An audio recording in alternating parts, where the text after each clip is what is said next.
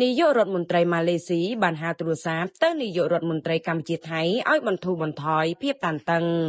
លោកអាន់វ៉ាអ៊ីប្រាហ៊ីមនាយករដ្ឋមន្ត្រីម៉ាឡេស៊ីបានតាក់ទងមកកាន់នាយករដ្ឋមន្ត្រីកម្ពុជានិងថៃដើម្បីពិភាក្សាពីការផ្ទុះអាវុធដែលកើតឡើងនៅតំបន់ព្រំដែននៃប្រទេសទាំងពីរលើបណ្ដាញសង្គម Facebook នៅថ្ងៃពុធទី10ធ្នូនេះលោកអាន់វ៉ាអ៊ីប្រាហ៊ីមបានកោតសរសើរចំពោះភាពបើកចំហនិងឆន្ទៈរបស់មេដឹកនាំទាំងពីរក្នុងការបន្តការចរចាដើម្បីបន្ធូរបន្ថយភាពតានតឹងនិងជៀសវាងការយល់ខុសដែលអាចធ្វើឲ្យស្ថានភាពកាន់តែអាក្រក់ឡើង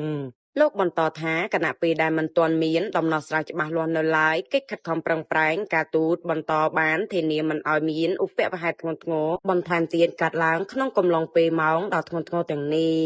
បើតាមលោកអាន់វ៉ាម៉ាឡេស៊ីនឹងបន្តគាំទ្រការសន្ទនាប្រកបដោយសុវត្ថិភាពដំណោះស្រាយដោយផ្អែកលើច្បាប់អន្តរជាតិនិងកិច្ចសហប្រតិបត្តិការក្នុងតំបន់ដើម្បីរក្សាស្ថិរភាពនិងសុវត្ថិភាពនៃតំបន់របស់យើងជាមួយគ្នា